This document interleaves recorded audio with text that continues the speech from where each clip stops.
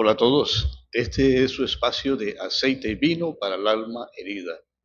Les habla Ricardo Martínez desde la ciudad de Bucaramanga.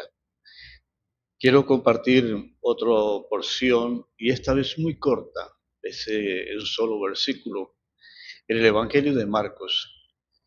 Y este pasaje es un pasaje muy interesante, lleno de una curiosidad que tiene que llamarnos la atención por el personaje que relata Marcos, que escribe Marcos. Cantamos en nuestras comunidades un himno que dice, hasta la muerte te seguiré, Señor, eres mi Dios. Y pensamos, bueno, ¿seremos capaces de no solo entonar eso, sino llevarlo a la realidad? ¿Podremos tomar coraje, sacar de nuestras convicciones que en ese momento justo cuando tengamos que dar la vida por el Evangelio, lo haremos realmente o seguiremos de largo? Bueno, lo que pasa aquí es los que Jesús va camino al Calvario, ha sido juzgado por Pilato, se le ha sentenciado a la cruz y empieza ese camino hacia el monte de la calavera. Dice Marcos, un hombre llamado Simón, que pasaba por allí, pero era de Cirene, venía del campo justo en ese momento, y los soldados lo obligaron a llevar la cruz de Jesús. Y el comentario sigue, Simón era el padre de Alejandro y de Rufo, y no se dice más. Pero este pequeño pasaje está cargado de muchos datos interesantísimos. Y aquí lo que encontramos es un encuentro distinto a todos los demás. Jesús llamó a muchos, muchos le buscaron, hubo muchas reuniones y maneras de expresar el Evangelio, la buena nueva del reino. A algunos como Nicodemo fue a escondidas, a otro llamó para que descendiera de un árbol, a otro llamó para que dejara sus negocios, sus quehaceres, en fin. Pero este es un encuentro distinto a todos esos. Es un encuentro en donde ninguno de los dos lo ha buscado, ni Jesús ni el hombre que va de camino y que llaman. Uno puede pensar que ni siquiera se vieron la cara. Uno de los dos, no sabemos cuál, quizás ha visto al otro simplemente de espaldas. Tal vez Marcos quiere aislar cada una de las frases, contrastar bien todas las escenas y advertirnos que cada una de ellas encierra un momento decisivo. Marcos alcanza aquí el máximo de la brevedad y el relato se hace todavía más crudo que de costumbre. Solo 4 líneas centradas en un único personaje, Simón de Cirene, quien es llamado o obligado al regresar del campo a llevar la cruz de Jesús. Tenemos que investigar un poquito más por los datos geográficos que nos da Marcos, pero Cirene es una ciudad del norte de África. Allí residían numerosos judíos. Sorprende que en una narración tan reducida, Marcos ofrezca como tantos detalles de ese individuo.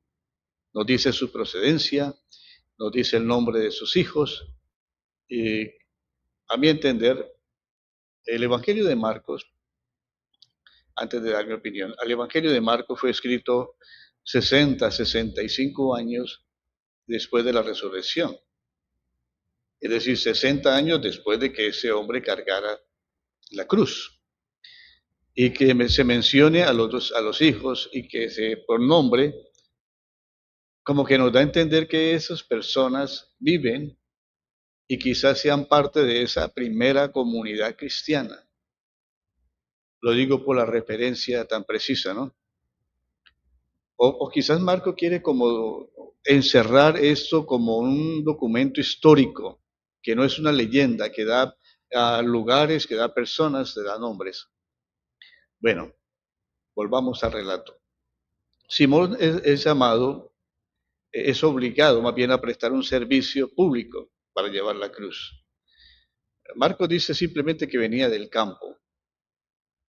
Tengamos en cuenta que son como las 9 de la mañana y que habría tenido quizás este hombre apenas tiempo para ir a la parcela a echar una ojeada.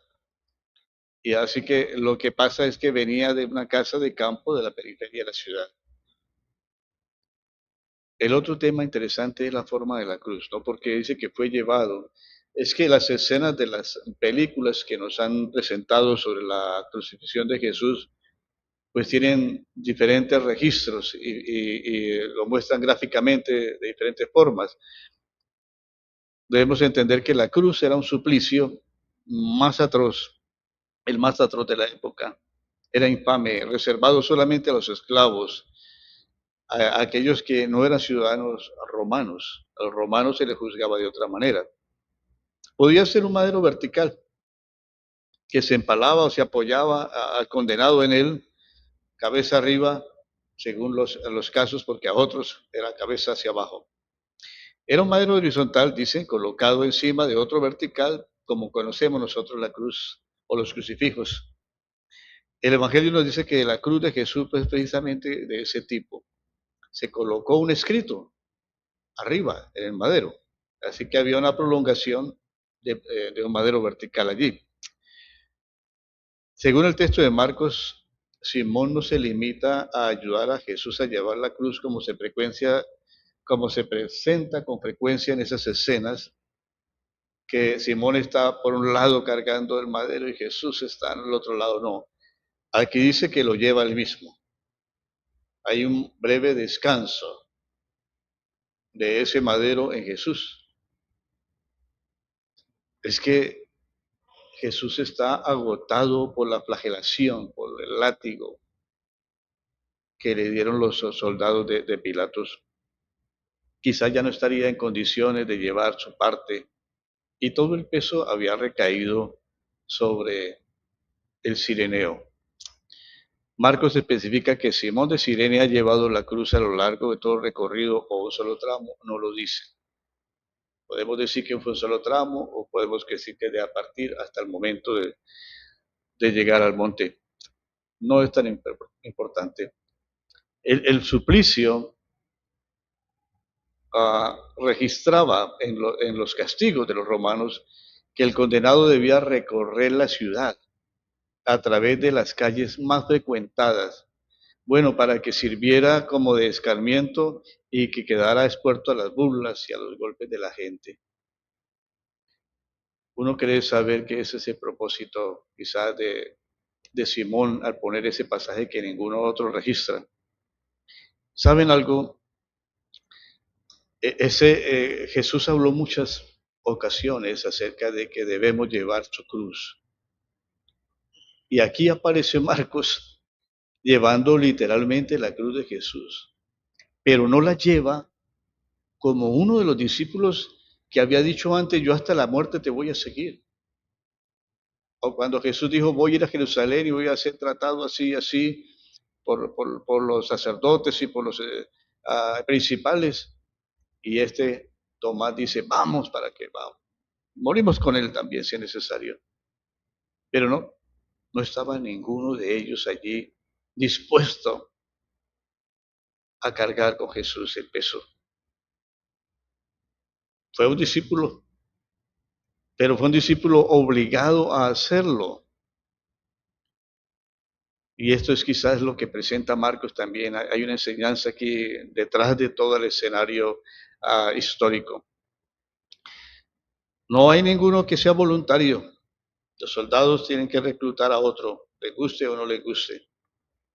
Así que el seguimiento a Jesús queda aquí en otro contexto, en otra forma de ver el seguimiento.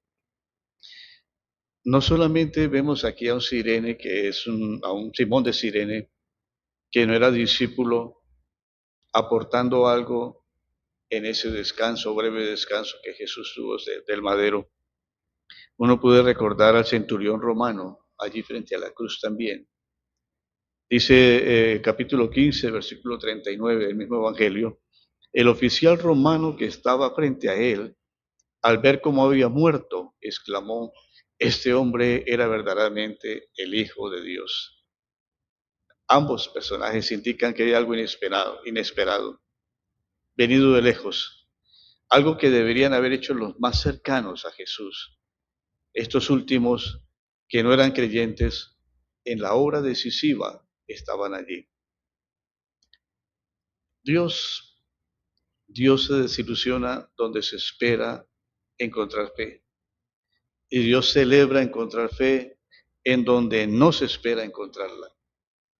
Nadie puede considerarse privilegiado, pretender tener un puesto asegurado junto a Jesús, más que el momento decisivo es el que nos dirá cuánto amamos, cuánto seguimos y cuánto decimos que vamos a ir hasta la muerte por Él. Así que junto a Jesús no hay puestos reservados, más bien hay puestos libres y otros van a tomarlos.